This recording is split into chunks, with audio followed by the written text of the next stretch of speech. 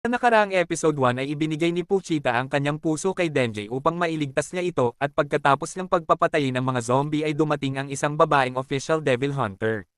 Nagsimula ang episode 2 ng Chainsaw Man kung saan ay isinama na ng babaeng devil hunter si Denji. Habang nasa kotse ay tinanong siya ng babae kung ano ang kanyang pangalan at sinabi nito na may kailangan akong sabihin sa'yo ngayon, kaya't nakinig ng mabuti sa kanya si Denji. Sinabi ni Makoma na inaasahan niya na oo at wow ang kanyang isasagot, at hindi niya kailangan ng isang aso na sasagot ng hindi dahil mula ngayon ay nasa pangangalaga na niya ito. Nagulat si Denji nang marinig niya ito ngunit kailangan niyang sundin si Makoma. Sinabi din nito kay Denji na kung nakakakuha sila ng mga aso na walang silbi ay pinapatay na nila, kaya't nagalit si Denji sa babae kahit na may gusto pa siya dito dahil iniisip niya na ito ay isang napakabuti at napakabait na babae. Samantala ay namimiss na ni Denji si Pochita at nalulungkot siya kapag naalala niya ang pagkamatay nito.